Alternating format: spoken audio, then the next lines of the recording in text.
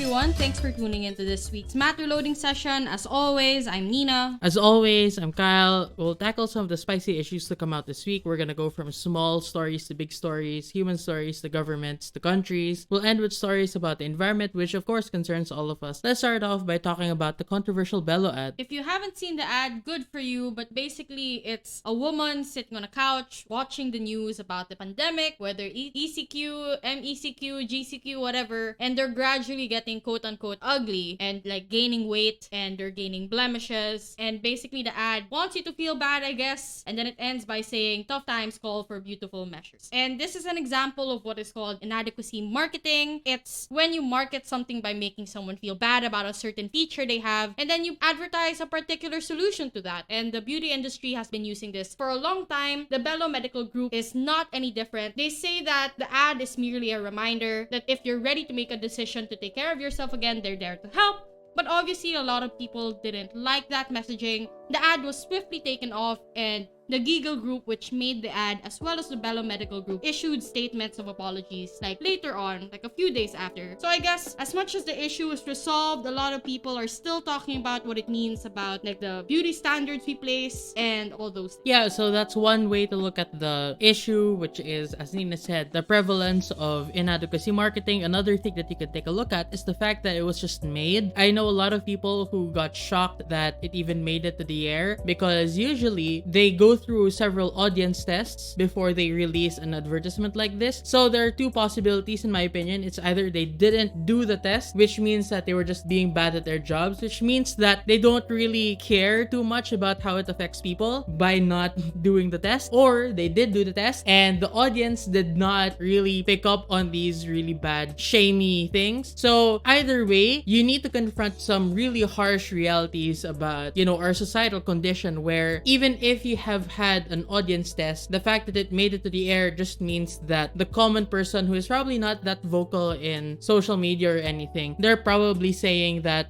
yeah, this is an okay ad to run. It's okay to make people feel bad if they have pimples, if they have long armpit hair, stuff like that. Which leads us to the next one. Doesn't really lead us to the next one, but I never prepped a transition, so whatever. No transitions tonight. Let's talk about the Britney Spears conservatorship. Britney Spears, as you might have known, has been under conservatorship for 13 years following a very public mental breakdown in 2008. And under a conservatorship, a conservator, in this case her father, Jamie Spears, will handle not only her finances but also major decisions, quote-unquote, for her own protection, or supposedly for her own protection. But as we now know, Jamie Spears has been profiting millions from the conservatorship, as Britney was forced to work but also at the same time prevented from making crucial decisions with regard to her own body, her own money, her family, whether or not she can get married or even have children, even decisions regarding her health, like what kind of medication to take for her mental health issues, her reproductive choices, and this led, of course, to the rise of the Free Britney movement. So the update here is that Jamie Spears filed a comment to the initial petition of Britney trying to get her dad removed as a conservator, and you'd be happy to know that Jamie Spears has stepped down as conservator and promises to cooperate with the court on a transition plan for Britney to exit the conservatorship. There are still loose ends, of course, so that's between Britney and her father. Jamie Spears' lawyer, for their part, is saying that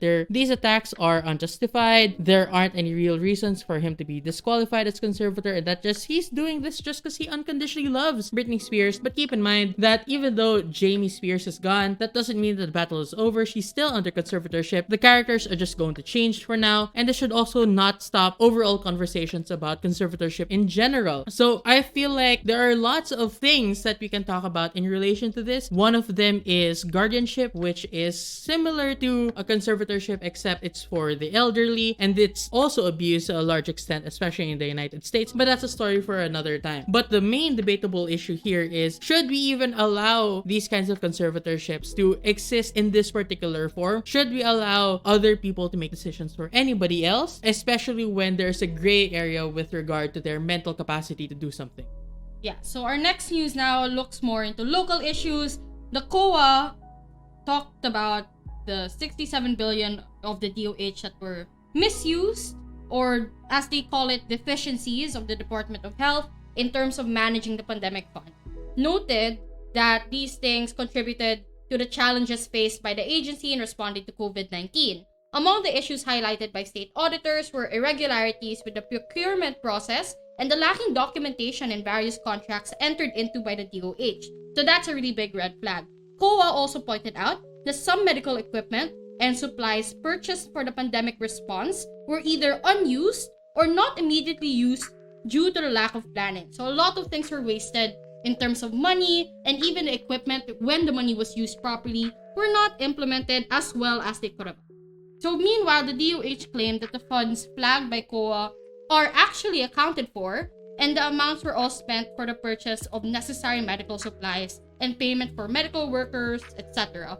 So there seems to be a battle between these two departments. I just saw a funny post actually that the DOH are looking for attorneys, and people were memeing it, saying that it was related to the COA audit.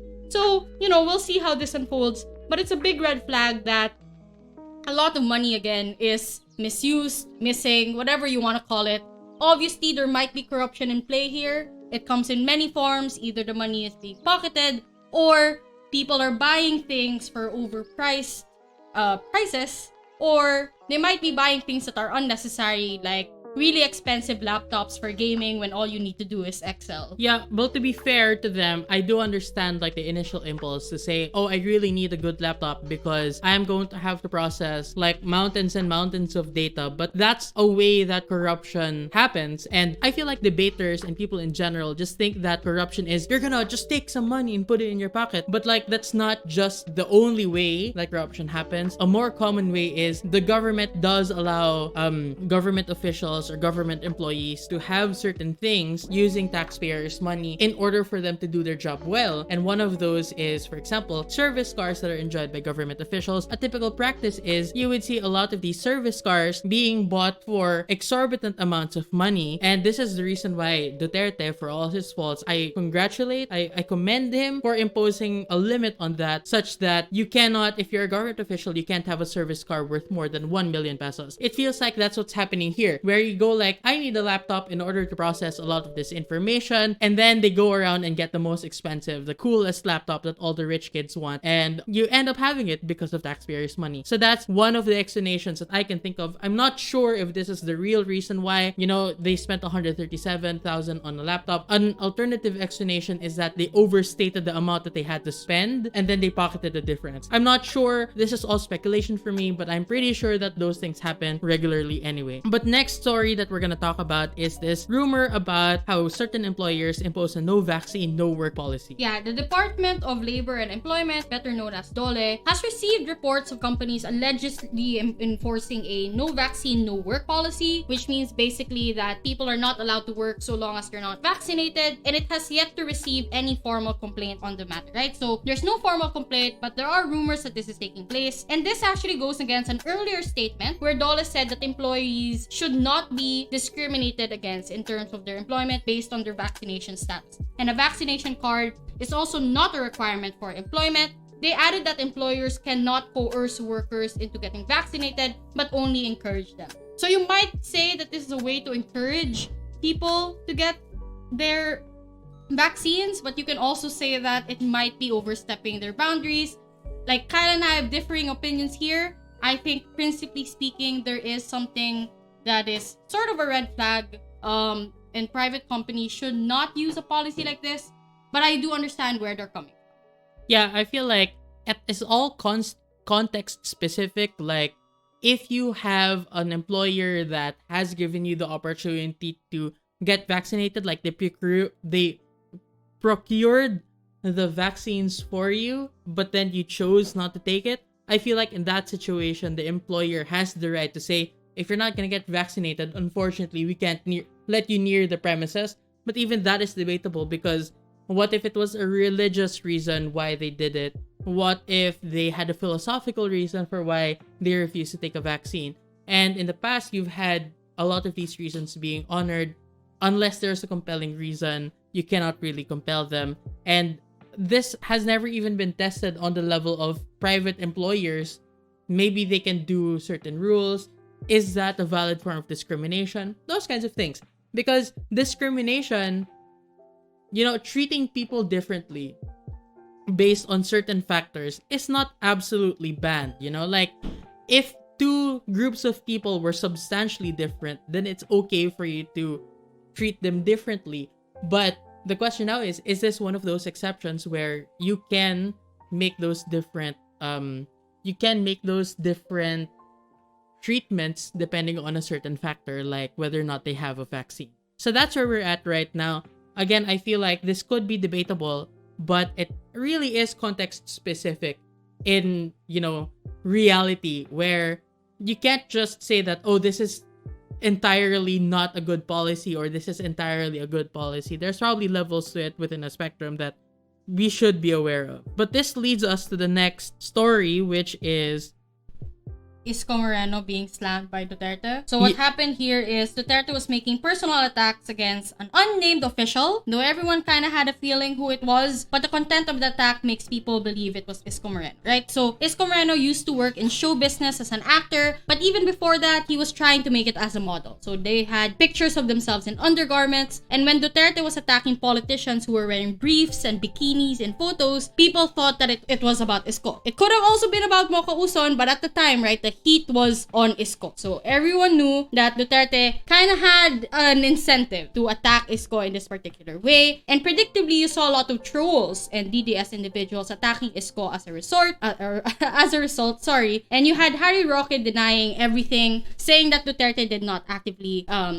inspire people to do this. But, the trends point otherwise. Yeah, the story has two parts, the before part and the after. The before is the idea that, well, a lot of people want Isco Moreno to run with Lenny Robredo. That would probably be for vice president. And recall also that Duterte himself was planning on running for vice president, which we covered a couple of weeks ago. So people are speculating that Duterte is now using his platform to begin like black propaganda against a potential opponent before the campaign season even starts. So this sort of demonstrates that even in the marketplace of ideas, the marketplace of politicians, there can still be abuses of dominance between like an incumbent and a potential like opponent in a future election. But the after story comes when Cavite Governor John Vicar Mulya sided with Isco Moreno on Facebook when they said, if you ask me, this is a non-issue. What's important is that he never lied, he didn't steal, he didn't kill, or ever brought shame to the great people of Manila as a public servant, and emphasizing that criticisms about a political rival should be about their ability as a public servant and not potshots based on their past or the time that they were young. And previously, the reason why this is important is that Remulla had been a key Duterte ally, specifically in 2020 when we were experiencing the pandemic and we had the lockdown. John Vicar Mulya was a very key voice in recommending certain things to the president. But even in 2016, people had been previously expecting that he would support Binay's presidential run, but then he switched support to Duterte. And so it sounds to me like Duterte's old hold on allies is getting kind of shaky. Even if Duterte says that's not really about Isco, they're still alienating potentially people who are supportive of him. So now he's alienating even his own allies in the process of, doing this black propaganda against others. And speaking of black propaganda, let's take a look at one person who, is a woman, she's a politician, and has been a target of a lot of troll attacks, Risa Hontiveros, who called for suspension of our rate hikes. So in this story, Meralco for the 5th month in a row announced that its August rates will increase by almost 10 centavos per kilowatt hour. That would be equivalent to a 19 peso increase for households consuming 200 kilowatt hours per month. And the reason why the halt was being called for is that the Energy Regulatory Commission has not yet explained the rise in electricity costs, and there's currently a probe into the rotational blackouts affecting a lot of us right now, especially, well, not exclusively, I won't even say especially, but like we do feel this in the debate scene where a lot of tournaments would experience people having to disconnect because of rotational blackouts. But this matters because, number one, in other agencies there was no similar price hike. Meralco had said it was due to higher quote-unquote ancillary services, but it's not really clear what exactly makes these services require higher charges. The electricity market, and this is for me what's worth noting for debate,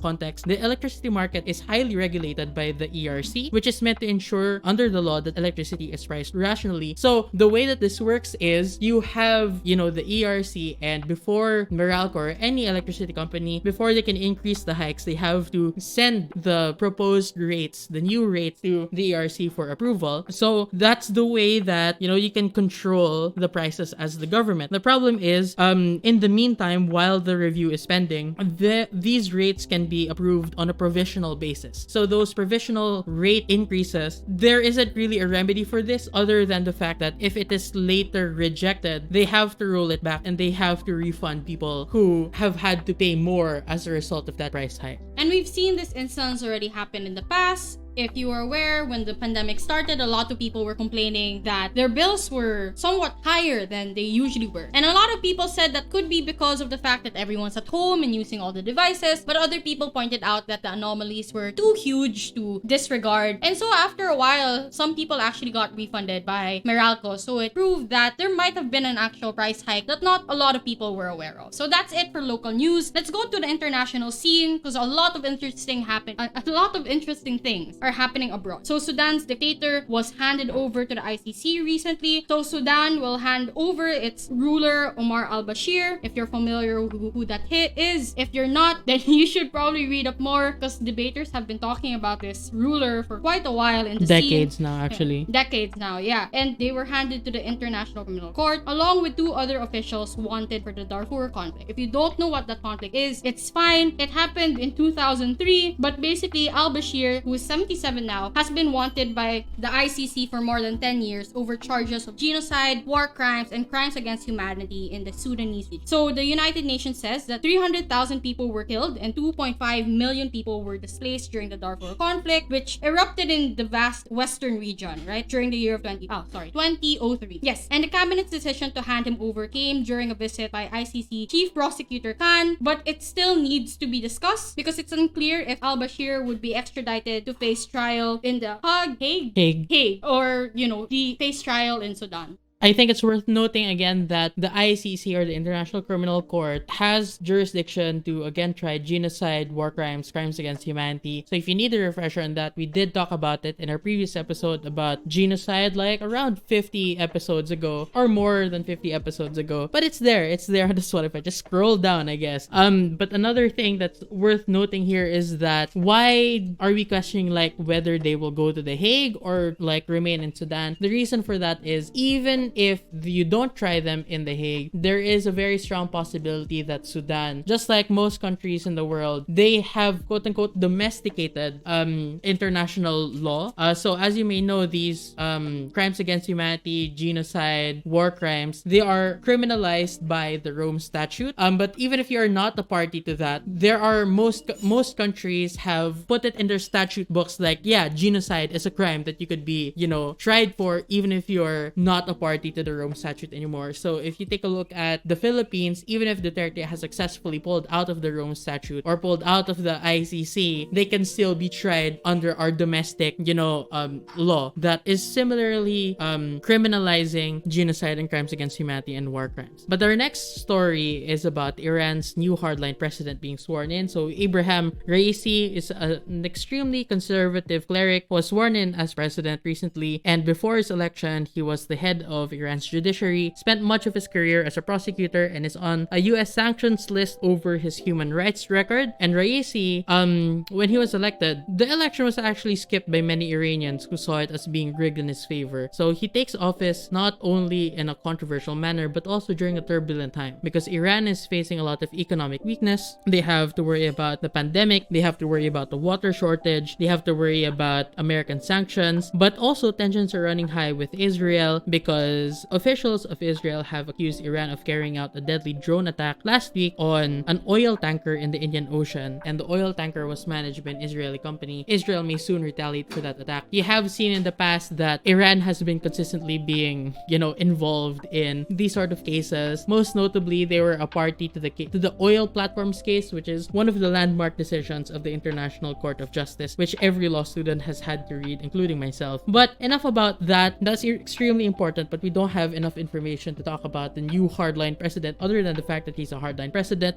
Right now, what we can talk about is our next story, which is about the decriminalization of sex work in Australia. Yeah, so in a place called Victoria in Australia, they decriminalize sex work, ensuring sex workers have access to the same rights as any other Victorian employee, regardless of who they work for, whether it's themselves, a small employer, or a large company. And decriminalization recognizes that sex work is legitimate work and should be regulated through standard business laws, like any other industry in this. So the government will remove offenses and criminal penalties for consensual sex work and repealing public health offenses. They'll also repeal the Sex Work Act of 1994 to instead regulate sex work through existing government agencies and business regulation. And they'll also update and modernize planning, public health, and anti-discrimination laws to support a decriminalized system. So obviously, this is a great news for a lot of people in the area. This has been an issue that a lot of people have been fighting for a while. A lot of debaters have been discussing. So it's nice to see certain strides being made in other countries and hopefully see them being applied in other places as well. But decriminalization does not mean that non-consensual sex is going to be okay. Obviously, the state is still going to be against abuses. There are still going to be laws in place to ensure that children are protected as well as women overall. Yeah, and this is like a big deal because even today, there isn't a real feminist consensus about whether or not sex work is a feminist thing. Like, I know feminists from either side of the issue, but what everyone can agree with is that for people who are already in sex work, they should at the very least not be further victimized. So if you're the kind of feminist who thinks that sex work is like victimizing women, you should still celebrate this because they would not be further victimized or further coerced into things that, you know, they wouldn't be wanting. And if you really do care about them, at least let them earn more and not put them into prison. If they are victims, why are you okay with putting them in prison? So that's the thing that I think everyone can agree with. But now let's talk about China and its relationship with Canada, because China has recently sentenced a Canadian national, Michael Spavor, for providing state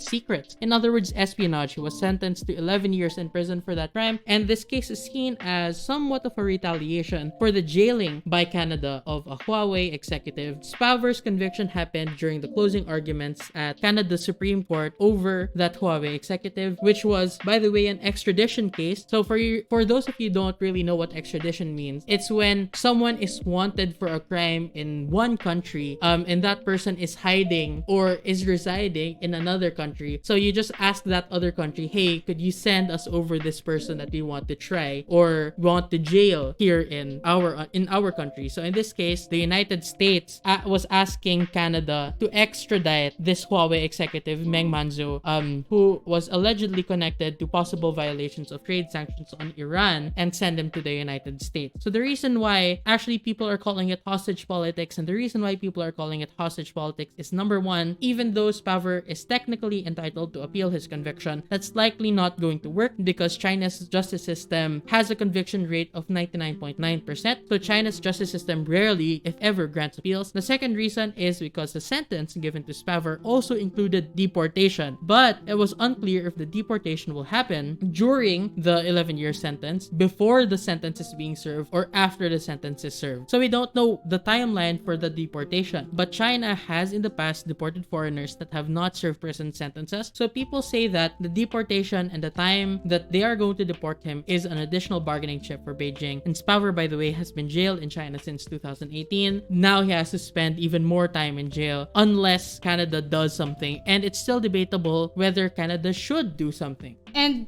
hostage politics is not new to the international scene. It's one of the main tools used in proxy war. A lot of people get affected by this, and I think it's interesting to watch the development that will take place. Speaking of proxy wars, we'll also have news about Afghanistan. So some more major Afghan cities fell to the Taliban this week as fighters took Herat, the third largest city, along with two provincial capitals. US officials are preparing to evacuate personnel from the country, and some say Kabul could be captured in 30 days. So development is happening rather quickly, and we think that this is related to a lot of the issues we discussed in previous weeks as well in relation to the Taliban. So we have to put this again in the context of the US pulling out their forces. This is the Taliban acting in light of the US gradually pulling out troops. This would also affect China's efforts to mediate between the Taliban and the Afghan government. As we mentioned, China wants to get into the mix, though we don't know what their involvement is going to look like yet. So what we know is, like what we said 2 weeks ago, China wants Taliban not to attack China, right? But given the recent developments, they might take a harder line stance, they might intervene, and might actually mediate more aggressively between the two nations.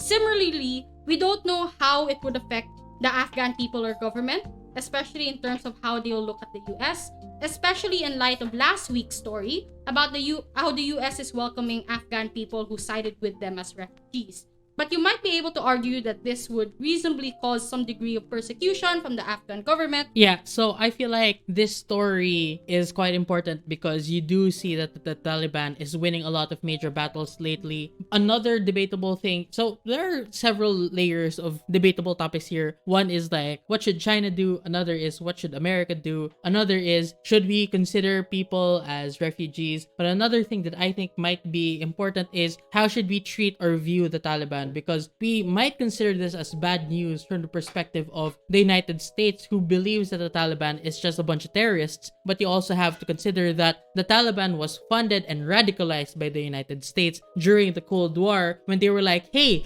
school kids, have some textbooks that will probably radicalize you against communists like Russia or the USSR. And then when when the Taliban took control of the government and they were like, actually, we're radicalized not just against communism, but all Western imperialism, the United States was like, oh no, we have to depose these people again. So that's basically what happened. And that's the reason why you have all of this tension that's happening right now. But speaking of victims of communism, the victims of communism in East Germany have criticized Brandenburg's decision to subsidize Tesla, which you probably know is a manufacturer of electric cars. So the state of Brandenburg manages a trust fund for the benefit of victims of East European communist regimes from many decades ago. If you remember Stalin, that's the kind of thing that we're talking about. So German media reported that the subsidy amounted to $10 million and will be used to pay for the infrastructure costs related to the Tesla Gigafactory being built on the outskirts of Berlin. And while the UOKG, which is an association representing these victims, said that they would welcome the construction of the factory, they still take issue with the state subsidizing basically a billionaire, the third richest person in the world, with money stolen from victims in the past. And this criticism is heavy considering that their spokesperson said that it could have been used to build schools, it could have been used to build homes for the elderly, memorials for the victims, those kinds of things. And it's a bit funny as well because not only was the move criticized by victims of communist Germany, but also by members of the opposition Left Party, which is the ideological successor to the same communist party that victimized those people long ago. So this is probably a move that everyone hates, right? Like the victims of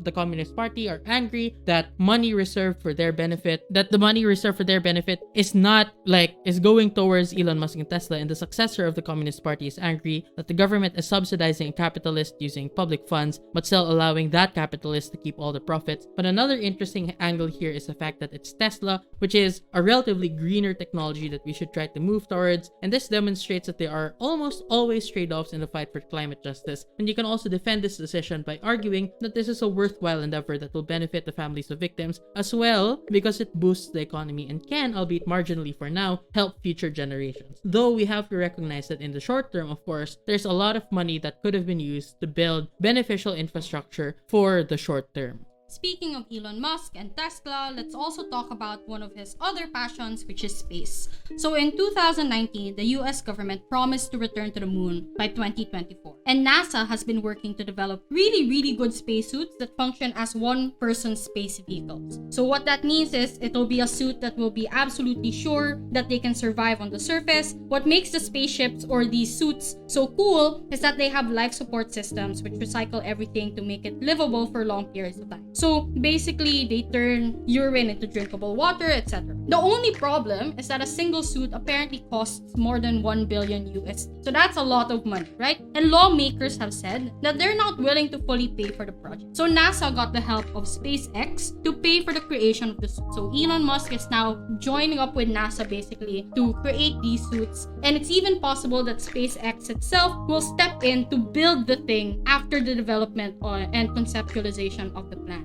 So more than the spacesuits, SpaceX has also successfully bid to build a rocket that will take the NASA astronauts to the moon. Blue Origin, however, a company founded by Jeff Bezos, also bid, but they weren't chosen. So there are rumors that Blue Origin will sue NASA to take them as a second private partner. The problem is that NASA doesn't really have enough money for both Elon Musk and Jeff Bezos. So there's a lot of interesting things happening here, a lot of debatable topics that can exist through this news alone.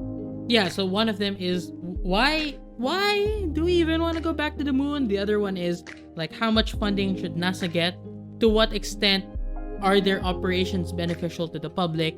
But I feel like the most interesting thing is we have had debates in the past about whether or not we should privatize space exploration, and whether or not we should celebrate that. But this is one of those examples where this is basically the privatization of space with just some input from government agencies like NASA.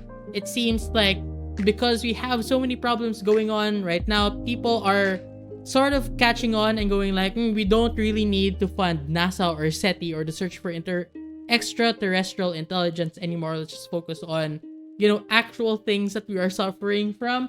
And as a result, you have a lot of these billionaires just swooping in saying, oh, let's go to space. Let's try to escape this world that we have ruined for the poor so that we can live on Mars. And I feel like Elon Musk is the biggest, person that you can point to and say that everything that they've been doing for the past years, including the Boring Company, which tries to make highways, but they're actually just concrete tubes underground, like a subway but for cars, and all of that is just test drives for what they eventually want to make happen on Mars instead of actually benefiting people here on Earth. So that's where we're at with the space story. Next thing that we're going to talk about is something that affects everyone. So this is the last, portion of tonight's episode, which is about the environment. So, again, this affects a lot of people. It actually affects everyone. So the first story that we're going to talk about is Australia's rat problem. Australian farmers have been suffering from a rat plague recently, and you would know that previously Australia has experienced a drought that made their arable land quote-unquote dust bowls, according to the Washington Post. They've also been suffering from legitimate wildfires. Australia was on fire the other month of this year, or maybe last year, I don't know. The time blurs together in this dystopian world we're living in.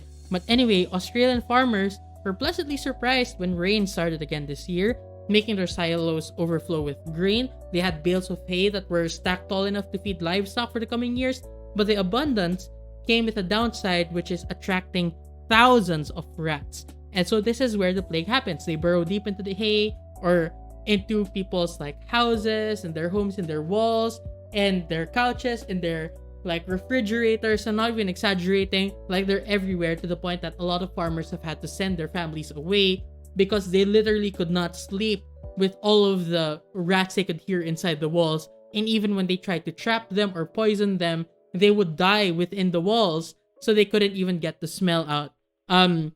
So this is why it's quite dangerous, because even though these plagues happen every other decade or so, they are always dangerous because the growth of this population is exponential, which is 2 raised to 9, because one pair of mice can generate 500 children, and there aren't many good solutions.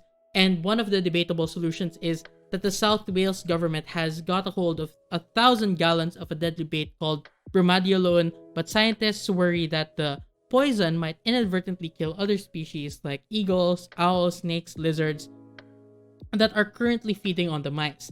But at the same time, they can't really wait for long because, again, they are very dangerous. They are vermin, they're very dirty, and in fact, they can cause leptospirosis if some of the urine gets into open wounds. And in fact, leptospirosis cases have doubled in 2021, and we're not even done with 2021. So some farmers have resorted to burning their own crops, and that's basically where we're at. But the reason why you put this under the environmental section of today's episode is that normally these plagues are self-correcting. The population gets too big, but there's not enough food during the winter, so they start going after each other, start killing and eating each other because it's too cold and they can't eat anything else. But if temperatures don't fall too low, or if the temperatures aren't low enough for long enough, then the plague won't end. The population doesn't shrink enough to prevent that infestation, right? So you end up just setting up an even bigger plague the next year. And this is scary because with the global climate crisis that we're experiencing, it has made winters less harsh overall. So it's not as cold as it used to be. It makes winters less widespread. So in the United States alone, only 10% of the United States has actually been experiencing extreme cold during the winters. And it also makes the winter season that much shorter. So that's a problem because the climate crisis has basically almost doomed these people to years of a seasonal rat infestation that they might not be able to adapt to as quickly as they need to. Which leads us to the next story, which is a bit more optimistic. If the last story was about, a problem that it was hard to, adapt to, our next story is about the Thomson Reuters Foundation, which gives a lot of updates about climate change today, or yesterday rather. They gave a list of some ways that communities have found a way to cope or adapt to climate change.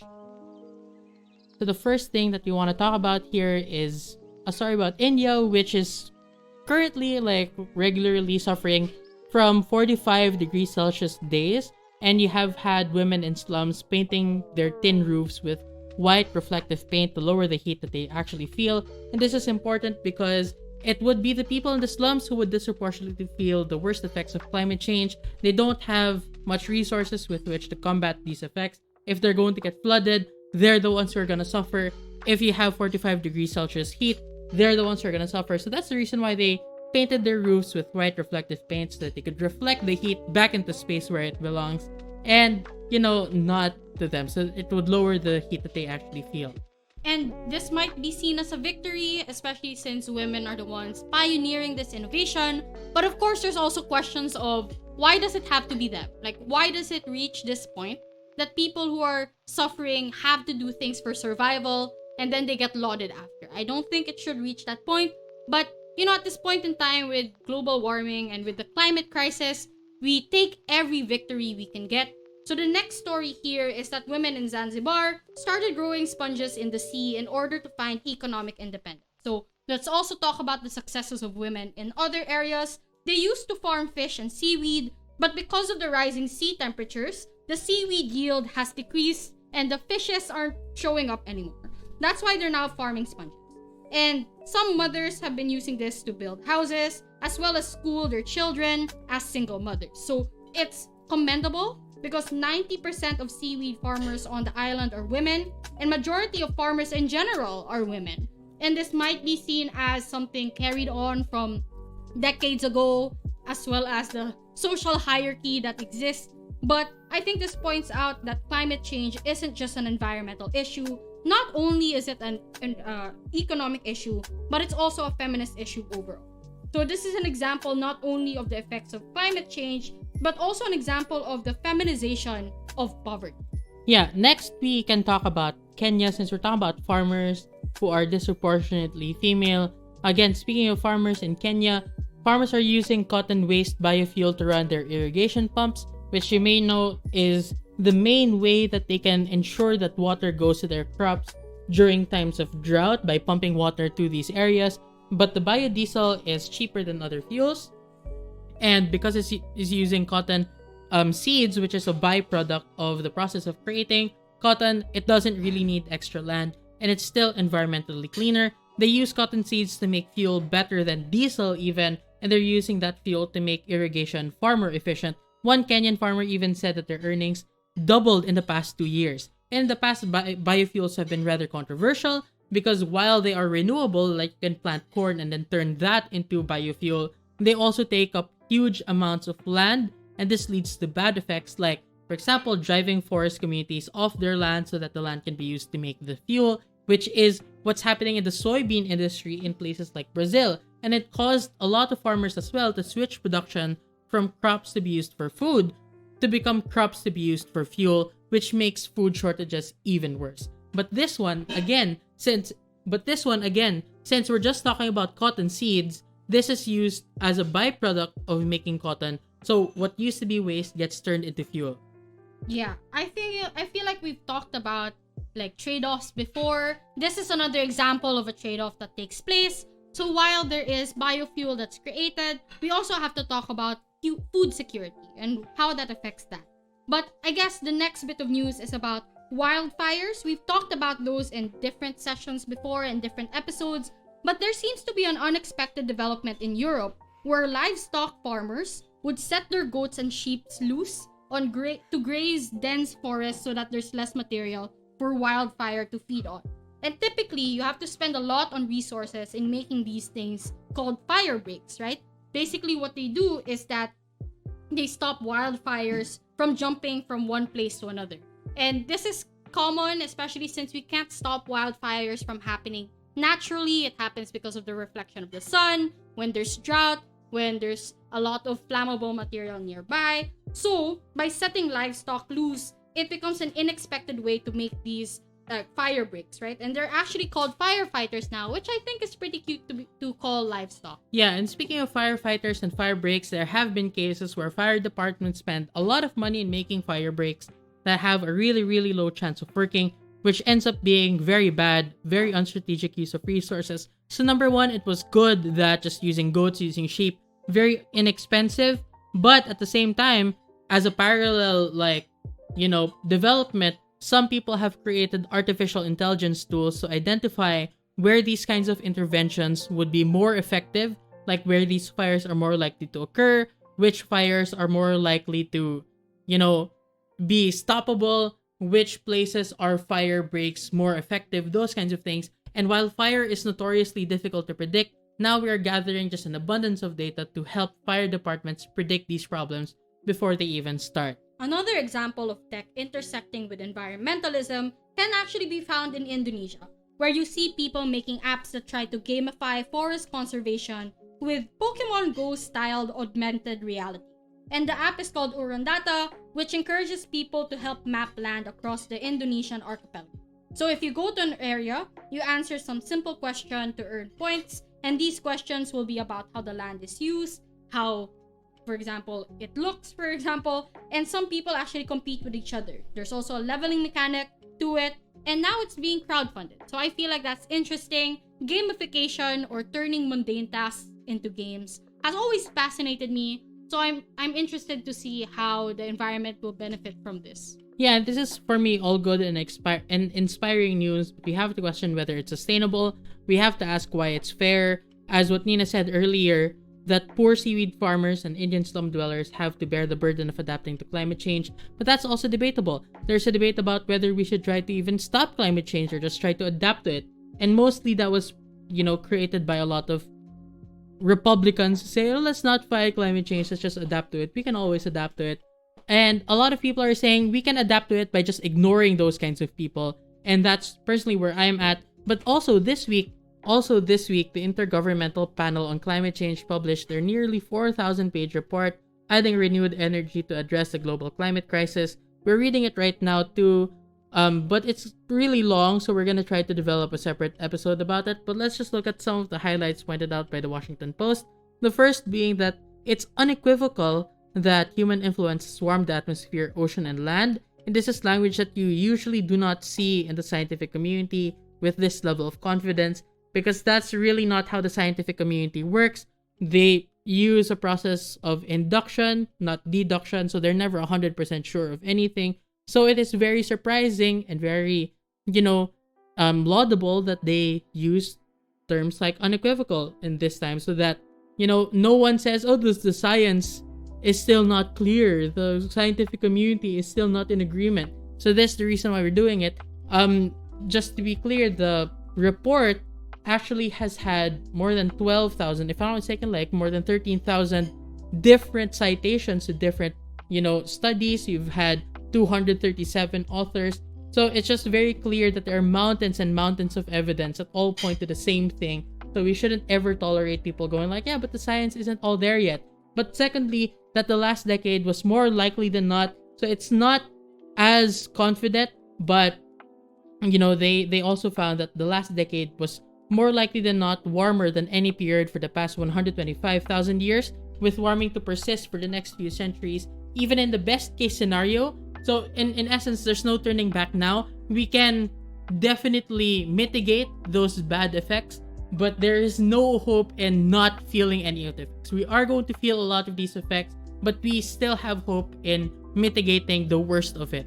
But extremes like extreme drought and extreme flooding, if you're worried about that kind of thing will only get worse because of some process called evapotranspiration, which I'm reading up the science on now, again in that 4,000-page report. But next week, or maybe in the next few weeks, I'm going to make an episode about not just this report, but also what we can do about it. Because the main question that was running through my mind is that, should I still be optimistic? And the answer that I found is yes, because a lot of the time it's a self-fulfilling prophecy. And this book that I'm also concurrently reading about climate psychology says that a lot of people, they aren't really indifferent, they don't really care, they just don't want to act in particular ways because they are actually very depressed about it, because they don't feel like they have any agency, they don't feel like they can control anything that will happen to them. And that's the reason why they end up looking indifferent. It's basically a defense or coping mechanism that people have developed as a response to this climate crisis. So it really begins with us. And I'm not saying that it's all on us, like, recycle bamboo straws, stuff like that. I'm not saying that. What I am saying is that if there was ever a reason for you to not lose hope, this would be it. So if you are like the type of person who is pessimist, I understand like the tendency towards pessimism, but at the same time, now more than ever, it is very crucial that you can believe that you can do something about it. It's very crucial that you believe that we are going to make it out of this, alive, possibly, and, hopefully all together, all in one piece. So while there is no hope in feeling zero effects from climate change, there is still a lot of hope, in my opinion, that we can mitigate a lot of these negative effects that we can expect in the worst cases. So that's it for this episode. We're sorry that it was very late. It was Friday the 13th yesterday. So we are blaming that. We're totally not blaming the fact that, other things got in the way or that there was just so much news lately. So we are still encouraging people to read up for themselves. Another thing that we really wanted to talk about but didn't get the chance to is the fact that Maria Ressa got acquitted in one of her cyber libel cases, but we didn't feel like there was that much to talk about there. Maybe in a future episode where there are like future developments there. But that's it for this episode. We hope that you liked it. We hope that you remain optimistic. Despite all the doom scrolling that may exist, like the reason why we give you news isn't so that you feel bad, right? It's to stay informed. And I feel like there needs to be a healthy balance that exists to ensure that while you are staying informed, you're not dooming yourself to pessimism. So take a lot of the things we say, internalize them, but don't let them bound you, right? Climate change, for example, is really bad now, but it doesn't have to stay that way. And I feel like that's something we have to hold on to. So that's it for this episode of Debatable. Thank you so much for listening. We'll see you in the next one. Bye!